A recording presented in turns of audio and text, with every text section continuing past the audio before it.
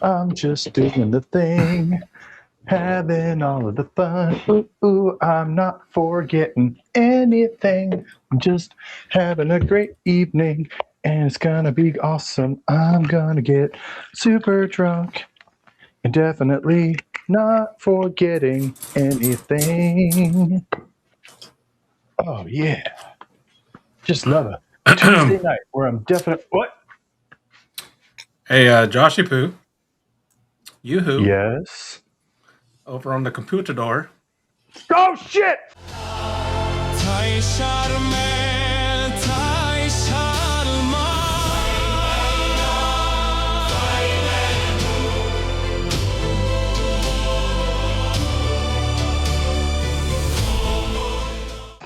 Come here, Joshy. Hi. I definitely we just see Tyson come in from the side of the screen. Just it's probably a good thing that was broken. Oh, hey guys! I totally remembered tonight was recording night. Look, I have my drink and everything. That's because I only drink during recording. I'm not an alcoholic or anything. Yes. This is also the only Sailor Jerry they had. I was forced to get a handle. Ooh, I was obligated. Yeah. Yes, there was a fresh Andrew's crack. Getting cracked over here. Bro. Andrew getting cracked by Sailor Jerry. Yeah, man, it is. I do work for the Navy on a Marine Corps base, so. That is true. Coast Guard was even flying over today. I think somebody said it was like today's the Coast Guard's anniversary or something. Is it? I don't know. I'm even fancy. Look at me. I got the little bar spoon to mixy. Ooh, sir. Long before we find out that guy's also got some skeletons in the closet. Last guy I enjoyed watching turned out to be a piece of shit. I was like, that guy's a piece of shit because he's talking this way, and then turns out he was a piece of shit for actually being a piece of shit, not just because I didn't like wow, all right. Anyway, talking about people that are pieces of shit in the fun way. Welcome to the Black Tower Podcast, a Wheel of Time podcast. Well, at least Josh and I. Reese is pretty good for now, until he gets fully corrupted. Well, I was about to say she is about to host. She is about to have the first Gathering Madness on her home turf. Yeah. You guys haven't read my mid-year work review. Oh. Yeah. Let me tell you. Well. Did they frown on you stabbing that dude in the neck with a pen? That, among other things, I was surprised. Like, they get mad that you slap somebody in the face with a keyboard and in slow-mo camera it spelled out "fuck you" and the U was one of their teeth. They actually didn't mind that. They praised the continuity. They were like, that one was actually kind of cool, so we're gonna let that. That was pretty dope. You get a pass on that one. That one was just badass. But this report that we gave you at 4:59 that was due at 5 o'clock that you didn't finish, even though it was brand new. You didn't finish it, and that's not great. No, and you could do better. That'd be great. It's actually worse than that. I finished the reports. Okay. Oh. But I didn't put in 3 different systems that I finished the reports, even though all 3 systems have in them the data that I finished the reports. You just have to make those companies that you paid for those really expensive products that don't work the way you want them to make the damn reports. So I don't have to do it for you. Because glorious. I did reports. You have to love it. So it's like a lot of it's not even like it's just like a lot of it's like comply. I'm like, no, I did the job. No. Wasn't I don't there like know. a famous like Was there like a famous like rock song that like kind of got famous because one of its like flashing screens was like obey, obey, obey? Yeah. That sounds about right. That sounds like rock. It's like rock. Yeah. The irony too I is that wanna there rock. was a rock band that got rid of their lead singer purely because he went to jail, not because he did anything like horrendously bad. Like he happened to be in the wrong spot at the wrong time. It was a probation violation, so he had to go to jail for it because somebody else in the area had a gun, and that violated his probation. So he had to go to jail, and this rock band was like, "Nope, can't have a criminal around. Fuck society and their social criminals norms." in the family. That is not the type of rock and roll we're trained. It's okay. He went on to make a newer, much better group than the old group. I don't even know if they're still making music. They escaped their fate, if you will. Maybe it depends on the allegation records. Ooh. Allegedly. He didn't file his requisition reports. Well, he did. He just didn't tell the band that he did. And so they were like, you gotta go. TPS reports. Yeah. Yeah. So I just saw one of the clips of the day. I was like scrolling like Instagram reels, and it was like the first one whenever they were like, did you see the memo? And he was like, oh yeah, sorry, I just forgot this one time. I'll make sure that I do it in the future. My bad. I'm really sorry. And they're like, so yeah, if you could just make sure you do that moving forward, I'll make sure you get a copy of the memo. And then like the main fucking boss walks away, and then his other boss comes over and is just like, yeah. And then like middle manager 1, middle manager 2, middle manager 3. Yeah. Yeah, that's what happens. That's what keeps happening to me. Yeah.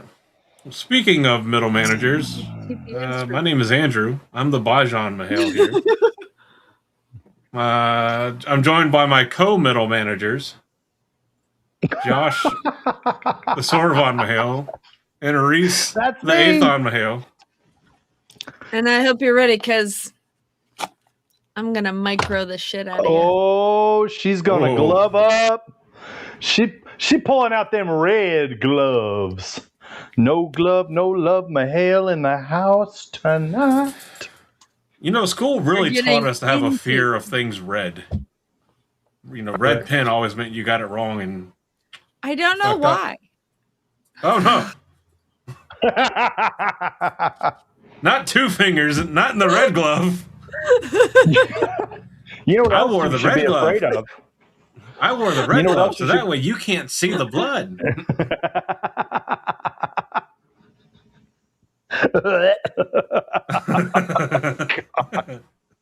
That's horrible. You want to see how the bore was drilled? Bend over. Welcome to MEPS.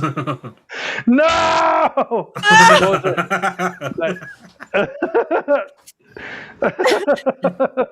I can't.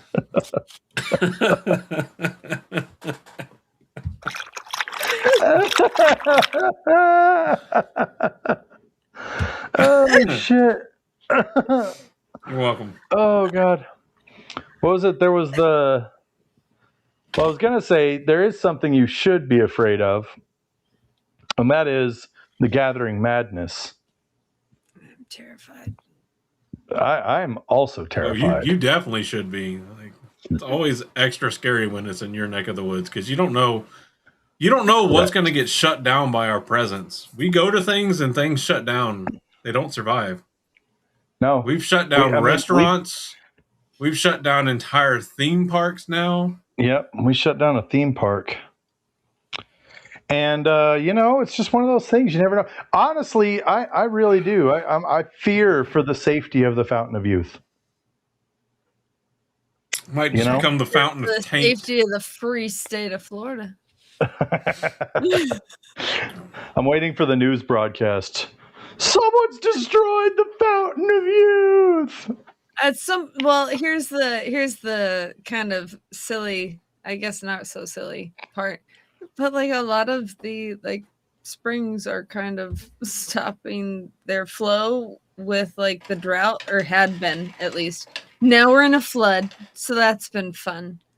You know, Kate, can't, for real, just can't how wait to crazy find would that out. have been to but show like, up yeah, I and was be like, no fountain of youth, Sorry. it ran dry. no more flow at the fountain of youth. Or we show up and what they're using to stop it off to like conserve water just breaks, and it's just like Ruidian. we would have ended up making friends with somebody that's like, dude, it hasn't been running for years. This is Oh, care doll. made. Like we bring this in every week. Like Turns out this is Zephyrhill's water. Like it's nothing. Moving forward every year on October 18th, St. Augustine dyes the Fountain of Youth black to commemorate the event. Nobody talks about what it is. It's just the event. The incident.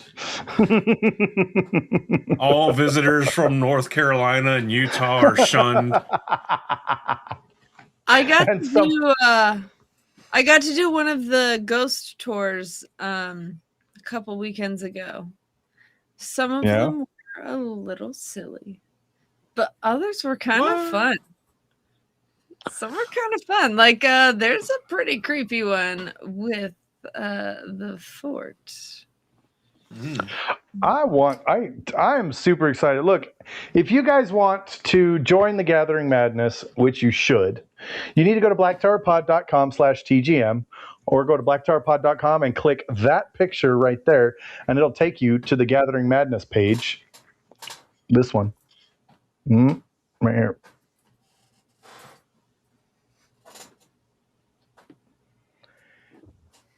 And then look at the itinerary page, which I'm going to make tonight. It'll be live by the time you see this, unless you're watching it live now. And then go to the itinerary page where there will be things that are going to be to be determined. And get in the Discord channel and throw out some suggestions. If you know of a couple cool things to do in St. Augustine, then hell yeah, give us some suggestions. Let's do that shit. But we're working, as always, we're working our hardest to make sure it is something that is fun. We want to make sure that we've got three major no Viagra tenants, left right? in the tower. That's how hard we're working. Correct. My Blue Chew hasn't arrived yet. My next shipment. But the thing is, we've like three major tenants. Crazy. One, we want it to be a safe, happy, positive environment for everybody to come, where everybody is welcome, and you can come and we can talk about the Wheel of Time. We can hang out. We can do all kinds of great stuff. Two, we want to support a local business, support a small business of some kind. So you know that your money is going to be well spent. It's going to be well preserved by supporting someone who's just a regular person just trying to make it. And three... And isn't just us. And isn't just us, correct. And three, and this is a great segue into number three. Number three is every single dollar that you pay is invested in the Gathering Madness.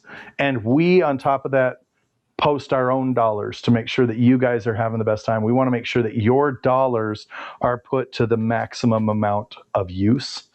And I do not know of a single person that's come to a Gathering Madness and not had a great time. It seems like every year has been awesome.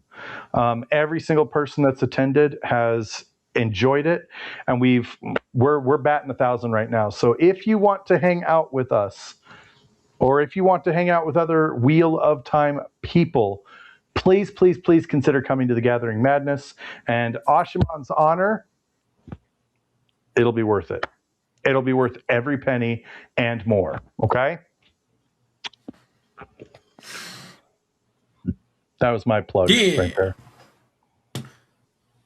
All right. So speaking of plugs, you won't get a Florida Man article. Woohoo!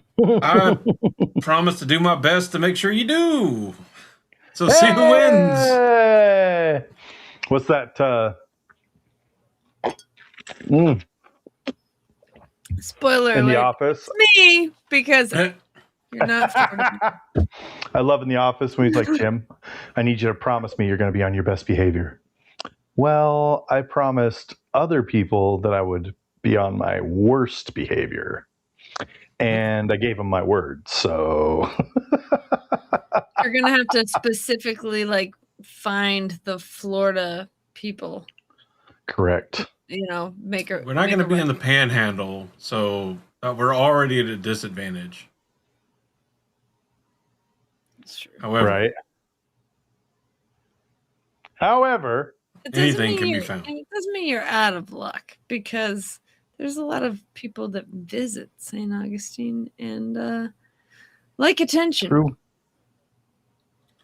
It's I true. find a non-Florida Florida man. A Florida-ish man, if you will. You might even be able to find like a St. Augustine adjacent Florida man. That's just like a Florida man from a different city, still acting Florida man-esque, that you can turn into an article. There you go. And get a selfie. Hey. See? See, we're going to have to make a scavenger hunt now. This may or may collect a tooth from a local Florida man on bath salts. Inside a Florida man article. Oh, but speaking of similar warnings and protections, let's make sure you're warned and protected for this episode. You're going to love this one because I know it's one of Josh's favorites. Here you go from the late but ever great Gilbert Gottfried. Look.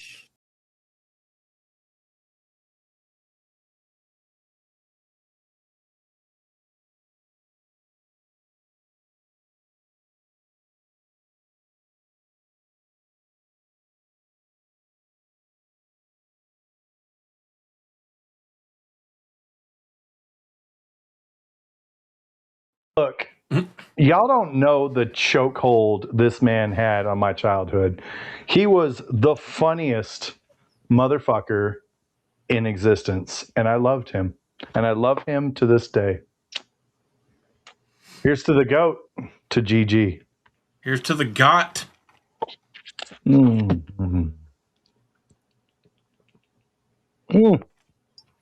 All right. Reese. All right. Who/what/when/where/how are we talking about? Well, I feel like I'm seeing something about it, but it's not quite clear. But I feel like it's Min.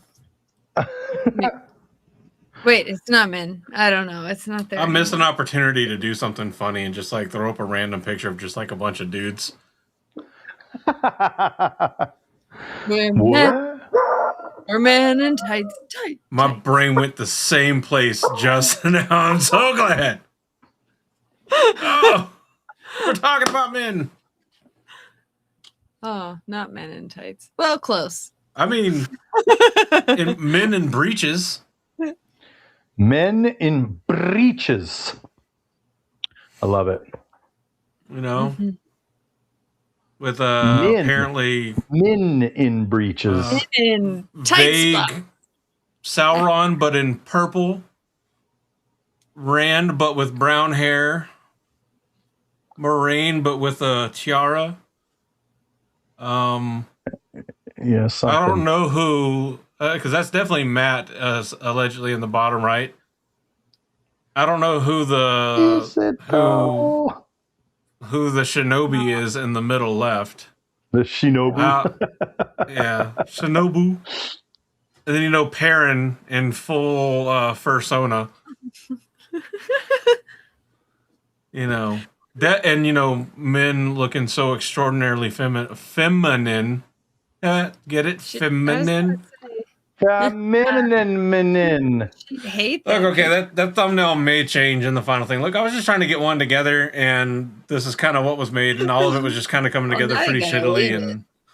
And yeah. Well, I mean, okay, so well, let's put it here. Has a I'm going to certain put my je ne sais hands quoi. up real big right here so you can like right on up, put right this on right up. there. But if you find a better picture, let us know and we'll rip that one too. Yeah. Correct. You're ripping all kinds of things out here. Pictures, assholes, everything. Mm. Mm. Mm. All rip everything. Okay, also, I feel like we need to say this. We will be discussing book Min Farshaw. And I want to say that we will probably end up discussing TV show Min Farshaw as well, but only just to point out how absolutely ridiculous that is. Oh, yeah. Min Our was in focus the is show? definitely no. There was a character named Min, but it was not her. That was M-Y-N in the TV show, not M-I-N. That was Yes, that's that was a seer by any other name. That was opium men, not like supernatural. Can you say that? If it's true. I'm talking about a fictional character. Like, a fictional character going to sue me for slander? Possibly. You never know. Fucking bring it. We're an LLC. Sue a broke ass LLC. Go for it. You're not going to get anything. Isn't that like one of the fun stories from Blazing Saddles?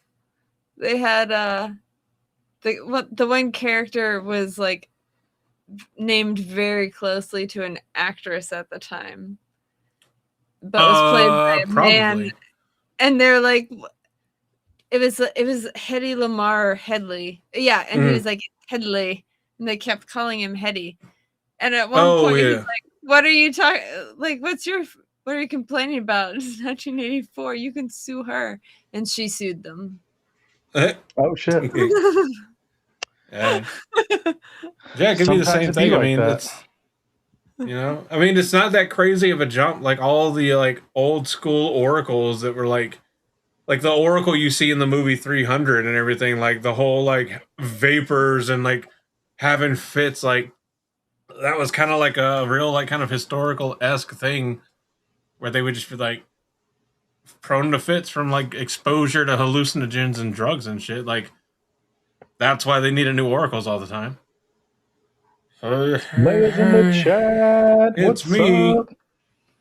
It's Shaboy. Something Albert. Hey, yo, demons, it's me, your boy, Skinny Penis. Please don't eat my ass. All right, men who saw things but not ghost. Oh god, why do I not have her page pulled up? Why do I not have her IMDb pulled up?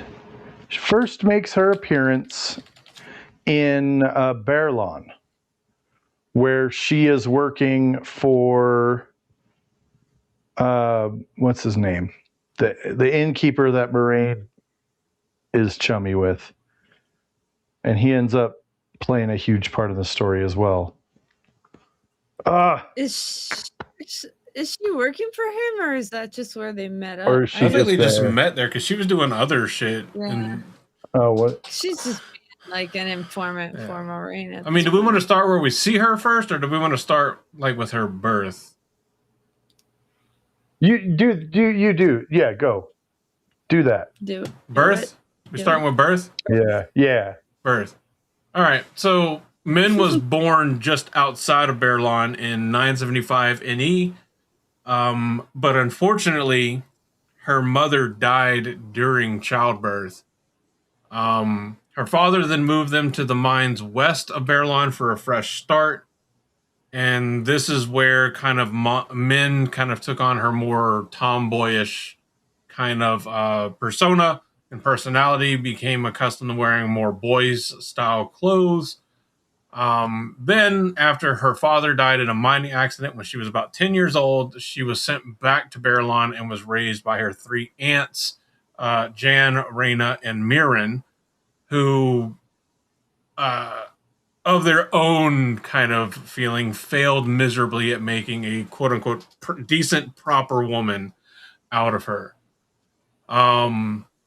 She finally gave up running around with street urchins at age 13. Huh? So didn't all our mothers.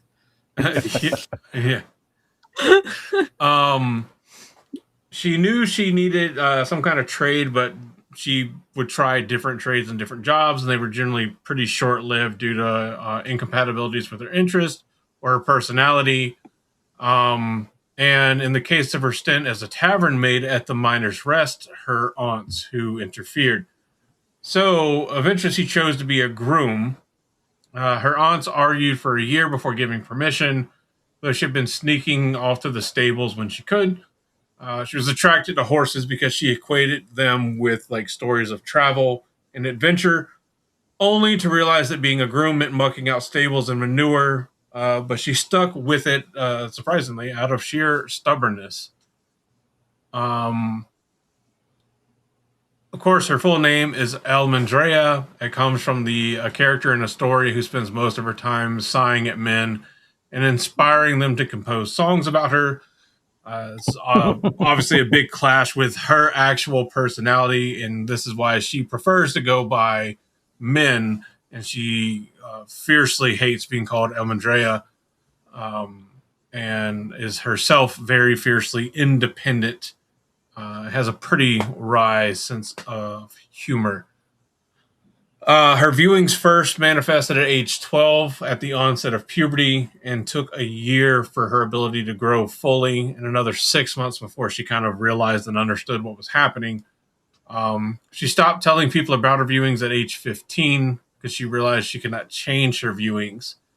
Once she viewed a man with a broken neck and knew it would happen in that afternoon, she convinced him not to go up to his roof to check the roof tiles. He complied, went to the pub, but was killed an hour later by a falling chimney pot.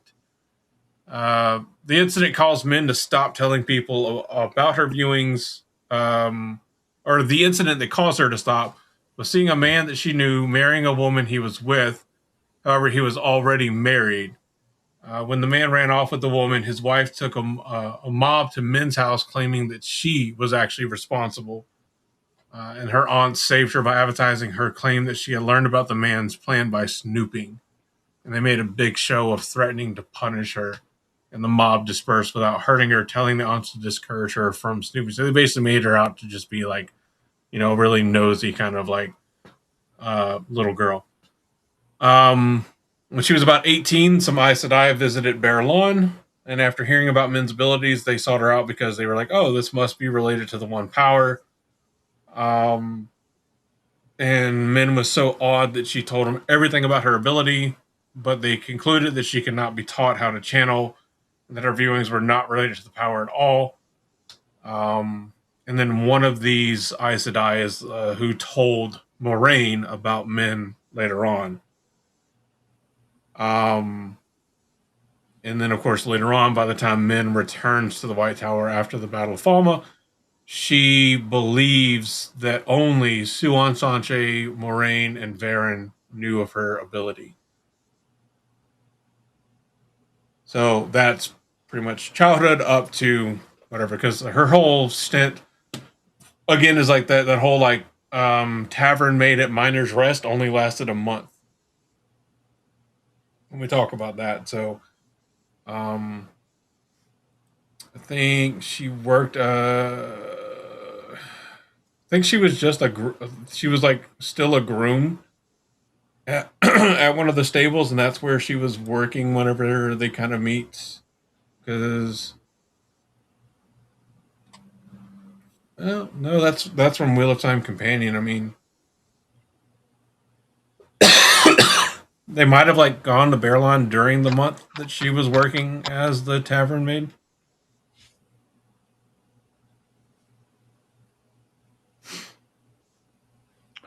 Well, I mean, like, as I think back, I can't remember if she was working at the inn or if she was just there.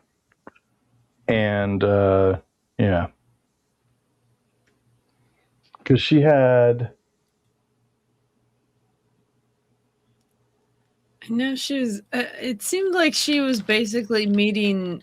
To me, it felt like she was meeting Maureen to basically do some readings. Just Yeah.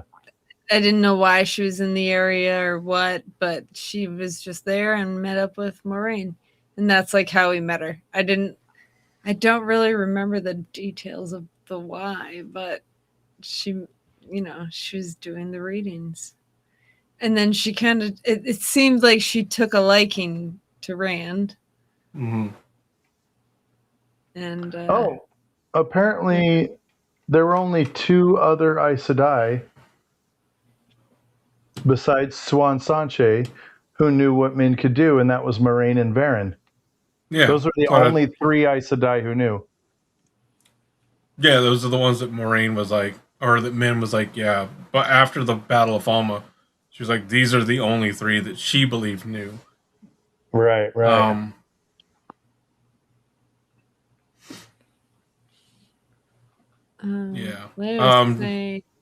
Yeah, I agree with Leia here that Leia feels like Moraine chose the inn because Min was there. I agree. I just don't know if Min was there because she was working as a groom for the stables at the inn, or because she was working. It was like during the month that she was working as a tavern maid.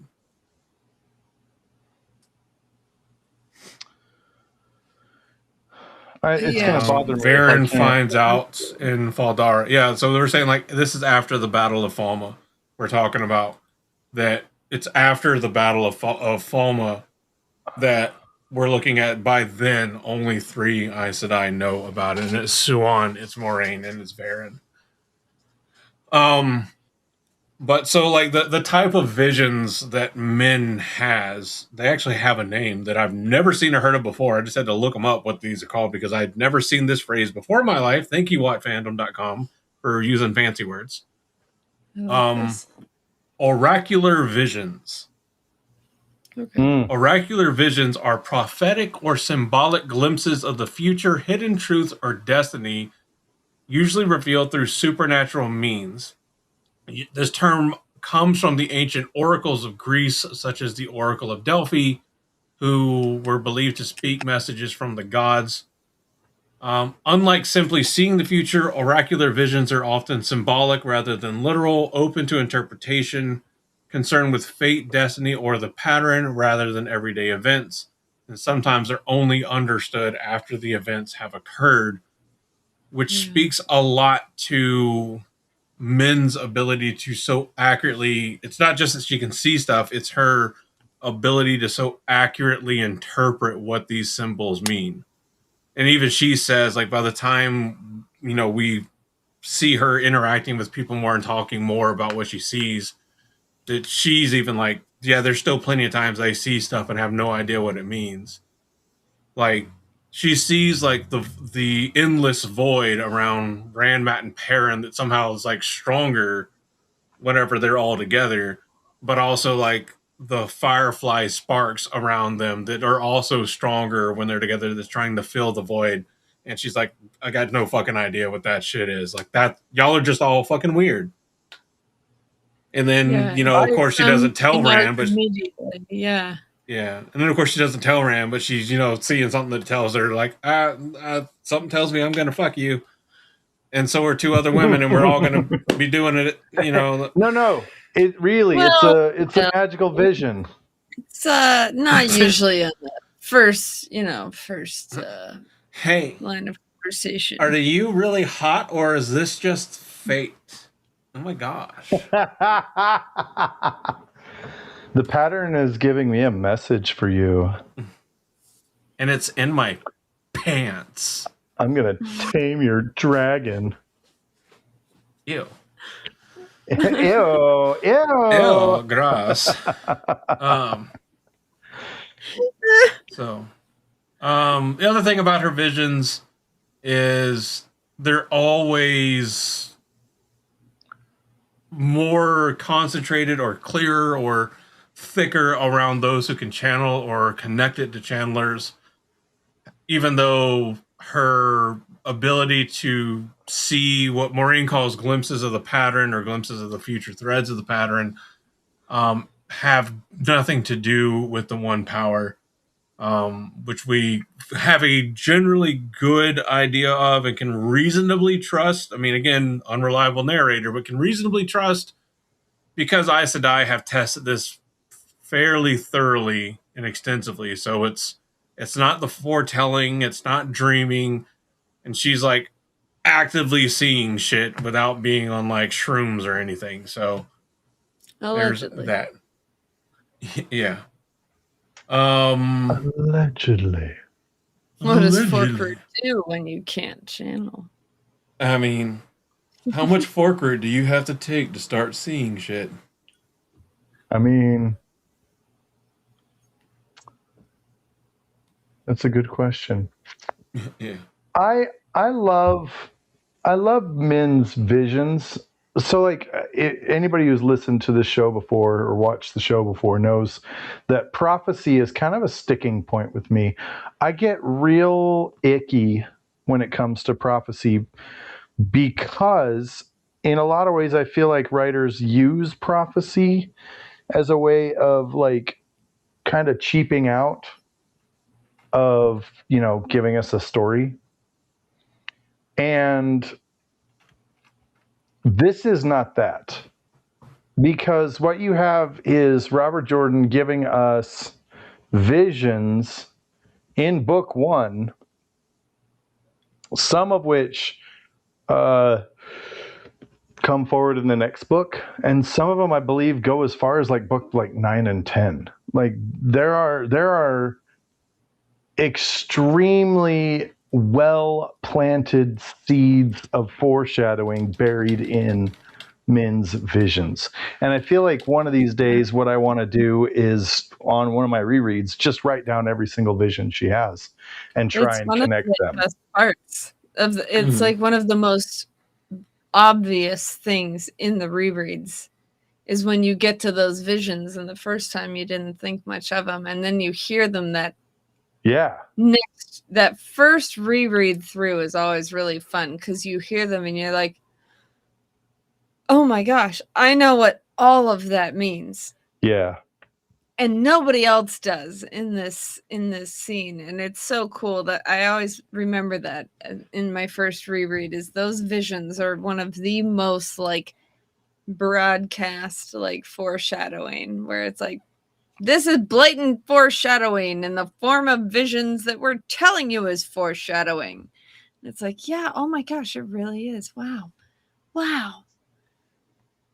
It's just those ones are so cool on the reread because like on the first time through you're like, yeah, okay, all right, crazy, that's great, you're seeing things. Yeah. And the second time you're like, oh snap. Cool, this is great. And you always go, oh, that's cool, oh, that one came true because they point them out to you. But I think the real mastery in this is the ones that don't get pointed out, the ones that you just have to connect the dots later. I think it's one of the aspects that make this character, probably one of the best characters. I mean, she has so many that they have to be broken down by book. Mm-hmm. So, I mean, there's a section even here called like unresolved, and I'm very curious to delve into that. Which ones are unresolved? Look at that! Look at that! Hey! Even with the delay, Leia and I are like on the same page. So, there's like one in the Great Hunt regarding Elaine. She saw a red hot iron and axe around Elaine. Seems to indicate trouble at some point in the future. They're saying like with the invasion of Andor via Waygate by Shadow Spawn, it might have been fulfilled. Alternatively, it may refer to David Hanlon's attack on her during the last battle. So there's like possibilities, but there's no guaranteed fix. I mean, there's a good handful, and I don't want to like soak up limited time talking about unresolved ones. Fair. Another But I mean, episode. there are a ton. Huh? So that's another episode idea. That's I mean, another episode right the there. visions themselves could be a whole episode on their own.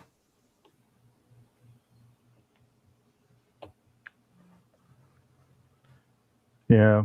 So she actually turns out to be a very competent character as well, right? Oh, yeah. I think she falls in the sort of category as Tom Maryland, right? She never becomes as good of a spy. She does get very good with knives. Yeah, she's almost as and good as Tom with the knives. She studies all the books from the university, right? She's studying the Carathion cycle. She's studying, things about Well, if I'm the not last mistaken, battle. isn't she the one that practically discovers what the flaw with Kalendor is? Yes. Yeah. No, she discovers that there is a flaw. I don't know that she discovers what it is. Yeah, I was gonna say, I feel like wasn't that in kind of like the back and forth between her and Because she had mentioned there was a flaw, and Cadsuane She is the one realizes I that he think needs to wield it during Tarmogoyf, an interpretation on which Cadsuane agrees. And then she points out that Livia's going to help him die. right. And so he thinks that means she needs to be a part of that, which she ends up being. So it's what? It's Moraine, Nynaeve, and Olivia that end up in the circle that they use Kalendor in. Mm-hmm. But she... But I thought she there ends was up... something like... I'm sorry. Go ahead. No, you're good. You're good. It was the scholar that Herod I thought Fell?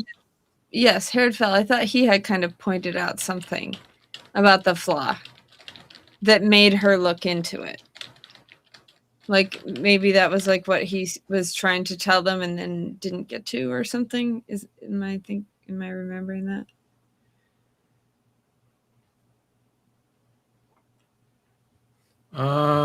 So working with Cadsuane and studying the Crinton cycle and the Jedi prophecy together, they piece together that Kalendor does not have a safety buffer like what's standard for other Saw Angreal, which allows you to draw dangerously massive, uncontrolled amounts of the one power.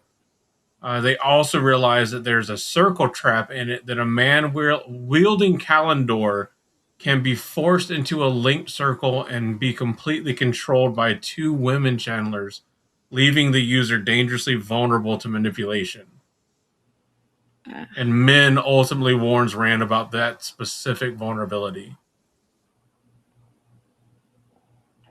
And I can find the specifics, but Rand uses that flaw specifically as a trap against the Forsaken during the last battle.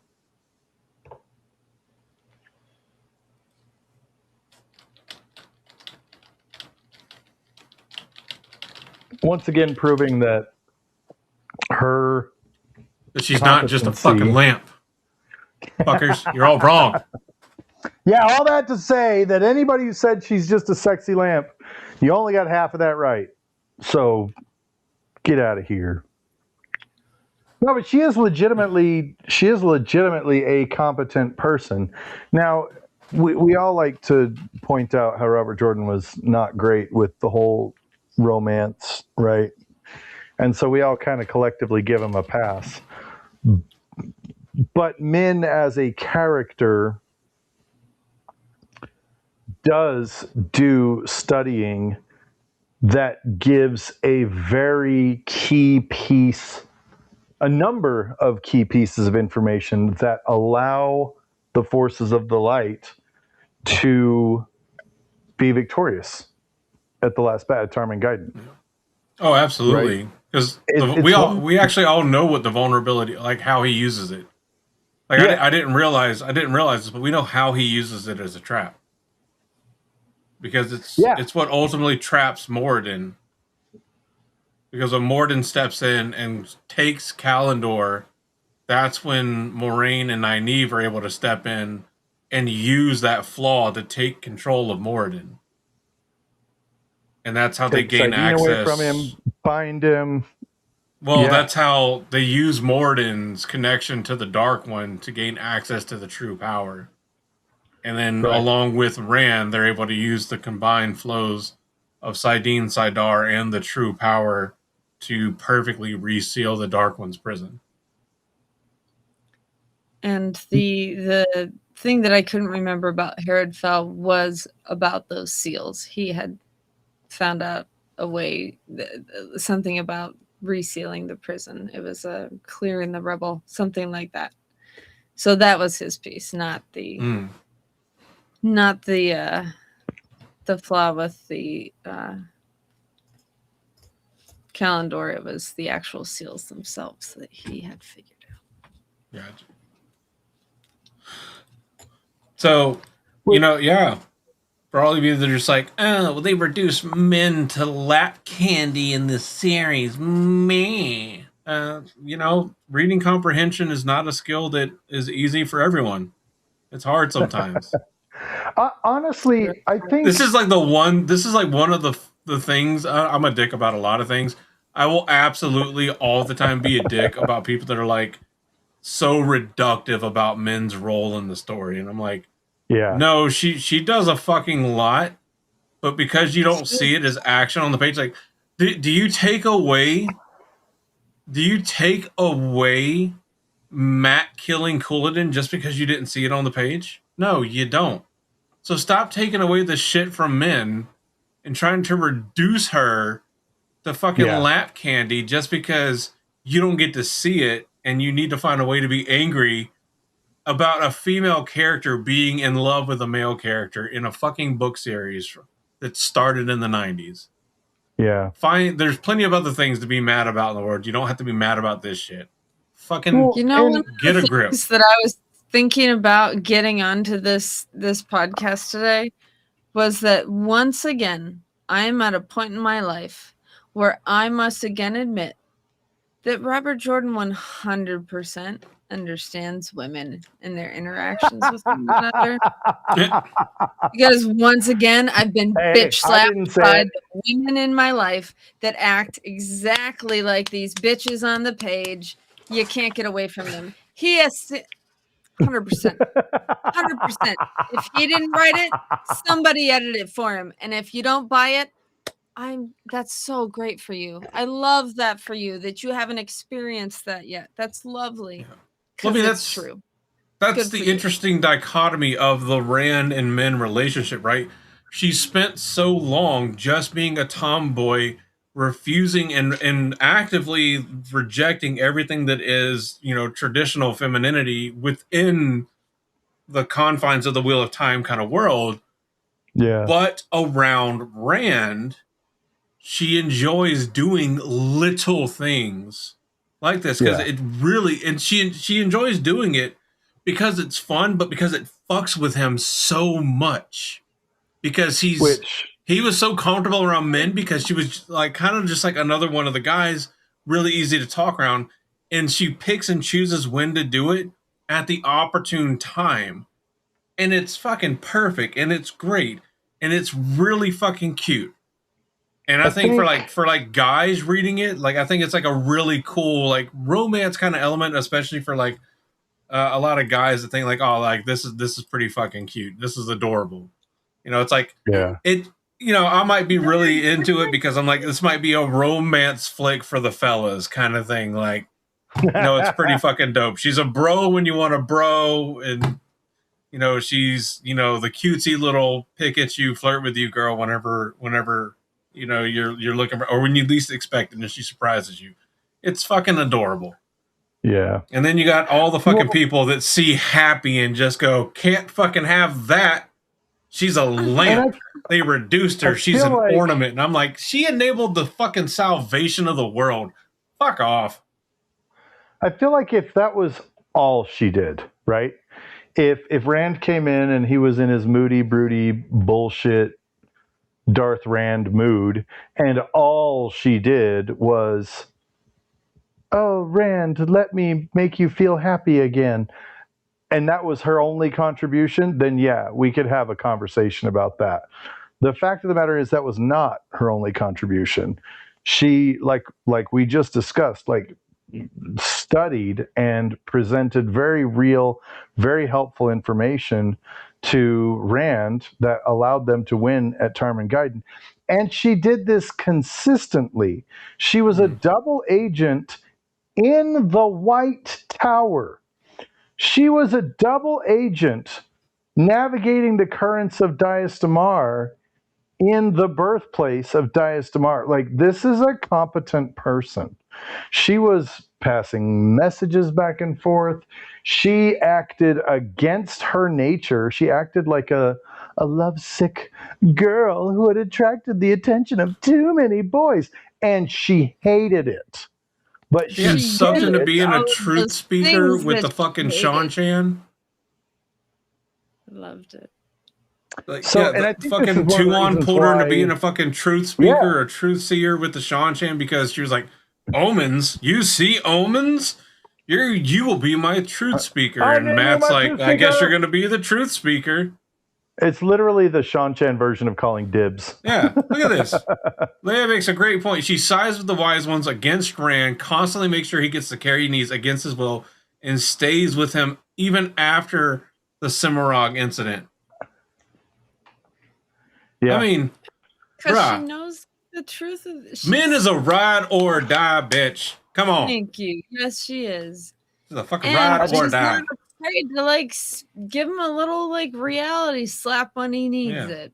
Yeah. Because, yeah. I think She this does. is one She of has the no reasons... problem directly telling him, like, everybody else is like, oh, Lord Dragon, maybe we could do something slightly different. Like, the only other people that talk to him as directly about you're doing the wrong thing are the maidens of the spear who've been trained to fight from the time they were born. Right. Min just goes, you're being a wool-headed, hard-headed sheep herder, and I'm going to flick you in the penis if you don't get your shit together. Straight in the He's dick like, you're tip. gonna what? And she's like, say something, I'll show you my tits. And he's like, Say wait, something. what? And he's like fucking confused. He's like, I've got the scariest Exactly. boner right Grown now. up. Exactly. And she like flicks a knife and he's like, what the fuck is happening here? And she's like, I got you. I'm so confused right now. And she's like, yeah, isn't it great? She's like, it's so much fun. All right, I'll see you in 3 weeks. And he's like, what the fuck just happened? I like the so I think Tom's this like is, watching through the blinds being like, well done, Min. Well done. well done, girl. You've learned well, Grasshopper. I think this is one of the reasons why the TV show version of Min pisses me off so bad. Because the TV show version of Min is, I mean, she starts out reasonably well, right? She's working in a bar. Moraine says, tell me what you see. It's not Berlon. Now it's Faldara. And okay, look, if you want to change locations, fine. That's a perfectly reasonable thing to do in an adaptation. I know people were so pissy that we just skipped right over Berlon and Camelin. And I'm like, that was not a problem. Going straight to Tar Valon, where you only have 8 episodes in a season, fine. Adaptation-wise, we're cool. Going up to Faldara, and that's where we meet Min, hey, again, we're cool. Because in this version of the Wheel of Time, Aes Sedai don't exist anywhere outside the tower. And it would have been a great place for her to hide. You know? So she's hiding there. Moraine shows up. What do you see? She gives her visions. It's great. And at that point in time, okay, cool. She has like a very small role. But in book 1, she had a very small role. In book 1, it was a very inconsequential character. We didn't know what her that she was going to contribute all this in the end. Now you get into season 2, and all of a sudden she's in jail in the White Tower for reasons. And then you find out that not only is she in jail, but she's not in jail. she's being blackmailed to pretend like she's in jail to get information out of Matt Cawthon. And it's like, what? And then they form this flirty relationship with Min and Matt. And it was like, what is happening right now? And she was so just incompetent in the TV show. She really was. She spent her entire time going, I'm being forced to do this. Oh. And it's like, this is awful. What are you doing? Why have you taken this amazing character? I will say this. I think Rafe is team Lamp. I think Rafe is team Min is a decoration, which makes it even funnier that in today's new world, we're going to fridge Perrin's wife, and we're going to make Min a manic pixie dream girl for Matt? What are we doing? Can we not get away from these tropes? It's 2026 now, and there are still people talking about the Wheel of Time like it's the greatest thing ever, and it's like, no, it really wasn't.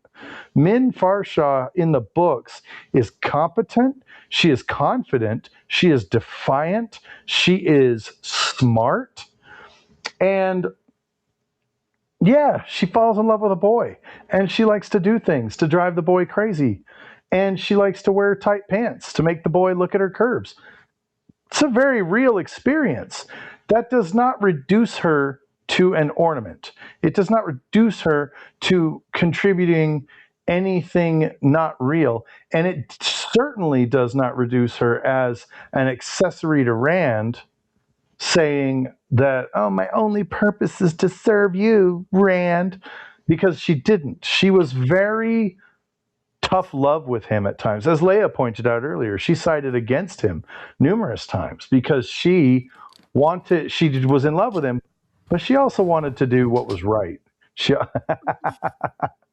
Oh, hello, Raptor. There's a sweet Bobby. That's why I was messing around with my phone earlier, because I was like, it's rare that he's like laid back on his stomach like that. So I was like, I was being that dog dad that's like, let me grab pictures because it's so rare. I was listening, but you know, no, I know. Anyway, it's just kind of it was a wild. You know choice. how it is when you have your kids and you know they're in the house and they're being cute. They just only hold still for so long, and they grow up so precious when they're being asleep and cute. And they do this. They go. It's like, what are you doing? Why are you making that face? Smile. And then they shit. Why are you smiling? Why are you doing that face for? Just smile. Oh my God, just smile. Smile. Like this, just smile.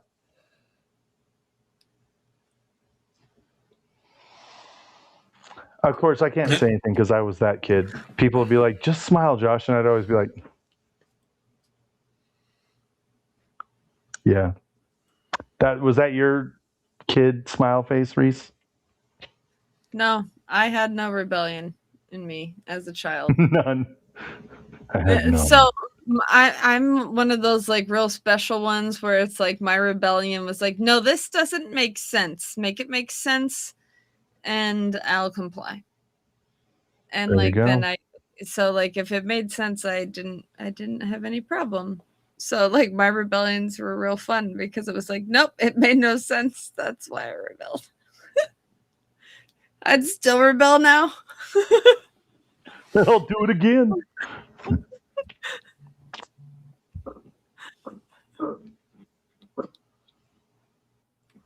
So yeah, no, kind of coming to a close here, and I realize I just took up a lot of time, but Min ends up in positions of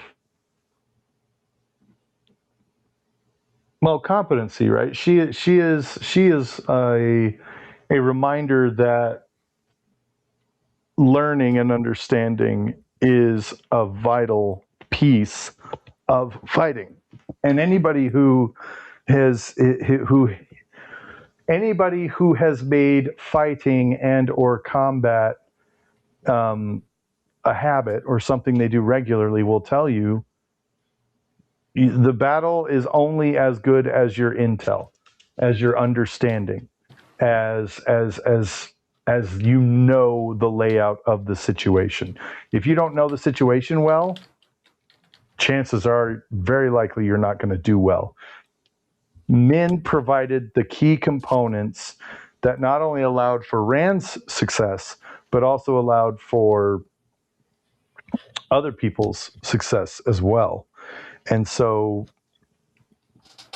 there's a lot there. There's a lot there. And once again, I'll say it again, just so you guys didn't think I let it slip the first time. I think Min, with her ability as a seer, as a seer, is probably one of the best characters in fantasy. I mean that. I do. I think she's fantastic, and I think that ability of hers is also done and written so well. I just love it. It's one of my favorite mechanisms, and I love it. Yeah, I don't disagree. I like how there's always that level of kind of she's not always sure. There's always like that little like, oh, I believe so. Like, I mean, I feel like there are certain cases where she knows what this means, but in other visions, there's that level of uncertainty that makes her go that extra step to research and be like, what could this mean? What are the outcomes if I get it wrong? And what could we do to avoid those if I'm right, type of deal. And I think it's an interesting, she almost has an interesting role because she has these visions, this ability, but they're not as kind of like prevalent as the channelers, who are just, they always have that ability. It's always on. They can use it how they want, when they want. Whereas a lot of times she's kind of just a regular person. If she's not actively having a vision, she's just a person using that intel to figure out the next step. And I think she's kind of that interesting balance of like magical and like layman, to kind of like, yeah, she has this ability, but it's kind of hit or miss. So she has to use her street smarts and her intelligence to fill in the gaps and figure out what it might mean when she doesn't know. And I think that's a really cool kind of role that she fills, where it's like she's not always going to be channeling and doing the big, like, we're doing this, it's groundbreaking. It's like, no, she's going to do like the fine detail and the like research, and hey, we figured this out and we might actually have a good plan here now. And I like that kind of more kind of down to earth character that she gives in the cast of our 2000 or so characters.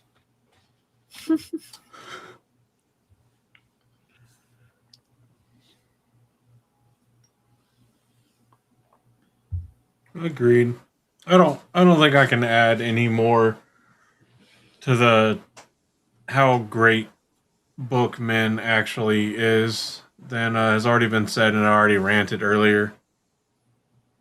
So without sounding it more, without getting dangerously close to a, without kicking the horse. Yeah, without getting dangerously close to a, certain personalities that exist in the world sphere of like quote unquote news and wars of info-esque style reporting. You start getting that way when you get too angry or whatever about things. Like, Min is just the best, and I think people are too quick to unjustly dismiss her because how dare somebody have a ton of like individual and personal agency and contribute a ton to the story, but spend time dawdling on, someone that they love and that they knew they were going to love and fall very much in love with from literally the first time they saw him. So, yeah, because she even says at one point in time in that first book that he's going to love 3 women. But what she doesn't say to him, at least, is that I'm going to be one of them. And at the time, she's like, ew. Yeah. Well, she's like super hesitant too, because she's like, I see 3 women standing over your funeral pyre. And, we'll meet again. So, yeah. Men is great. Bookman is great. Kay Alexander was a great actress. Is a great actress.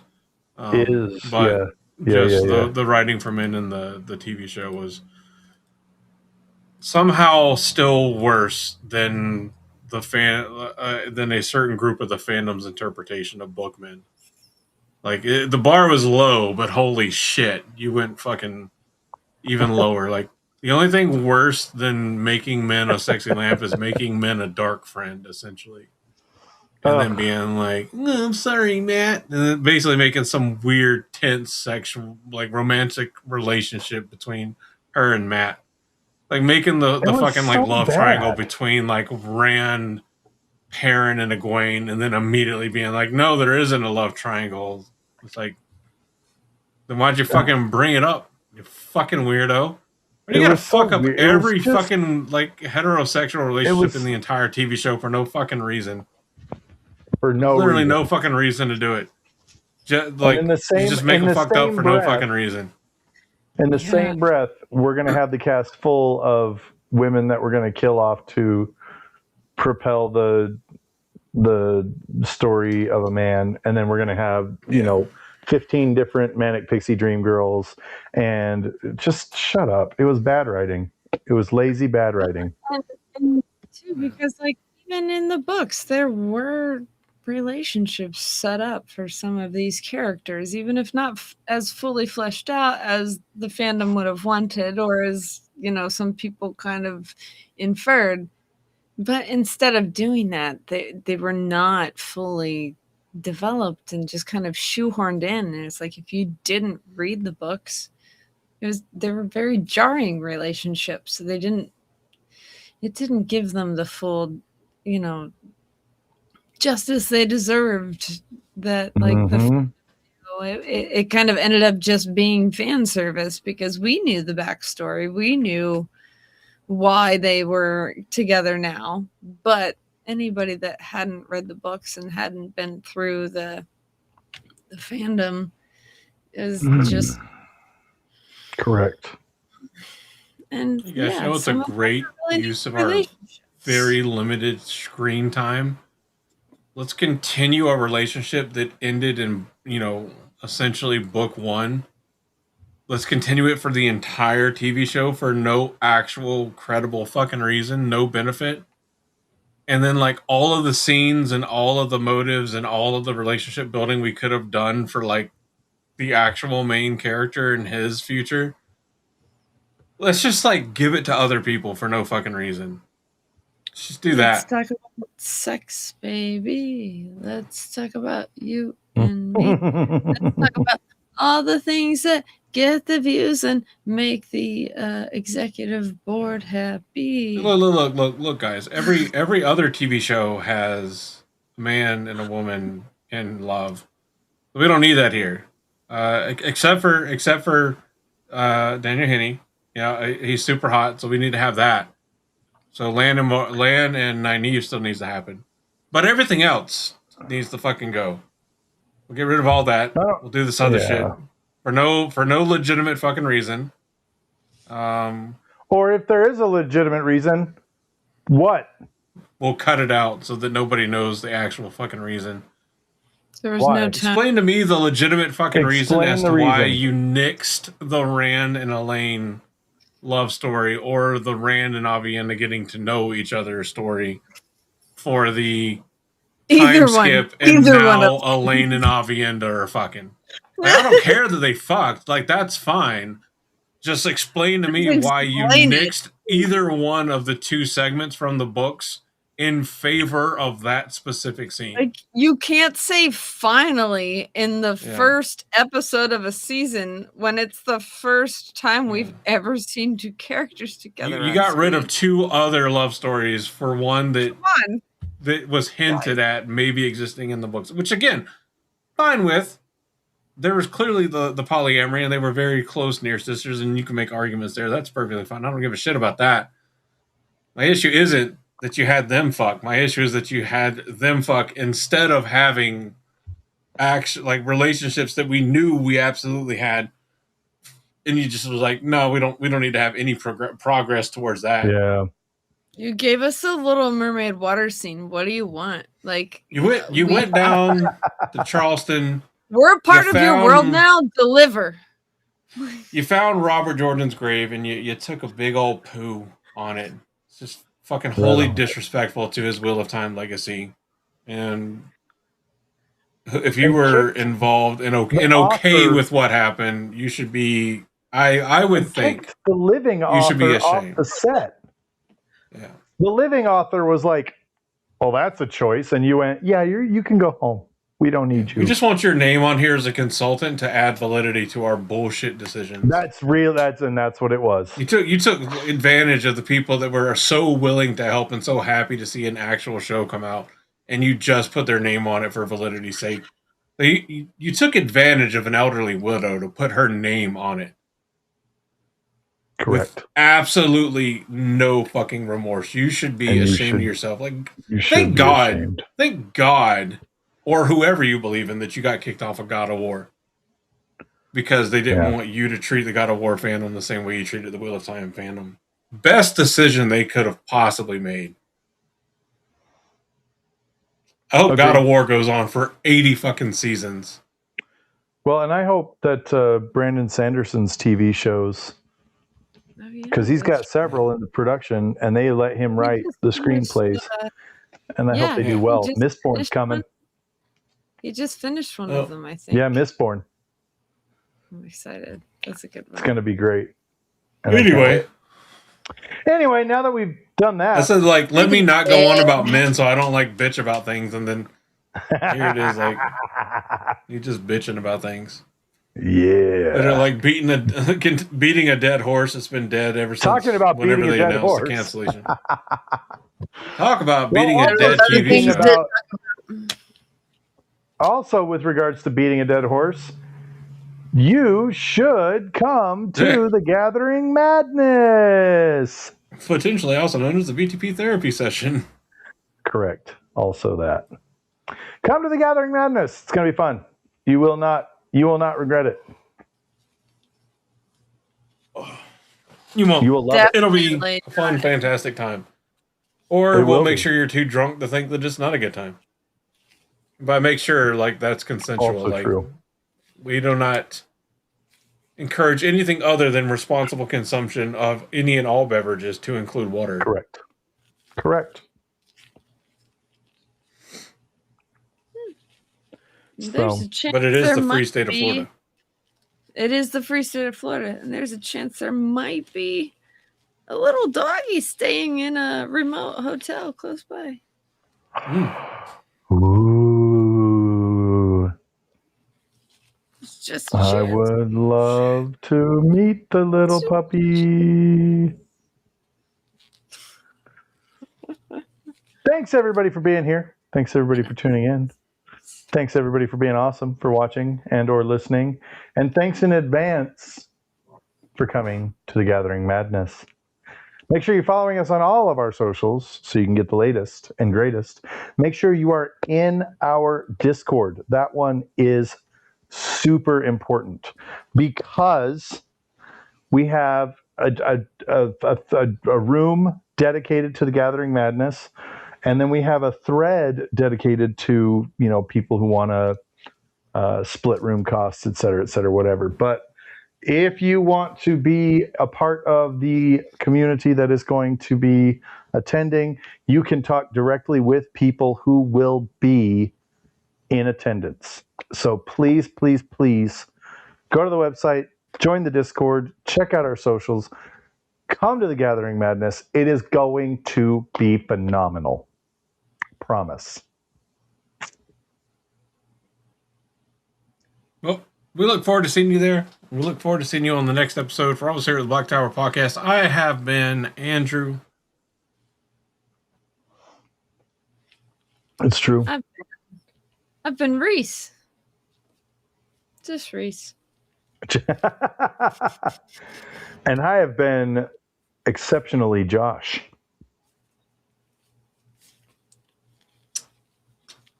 That's a word you can choose to use. Thank you all for being here. We'll see you all again next time. We love you. Bye-bye. You've been waiting for this moment, for this feeling to grow. In the shadows, always watching, always running the show.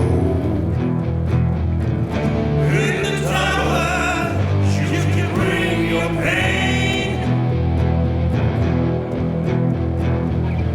In the tower, you can feel the strain. You've been having so much trouble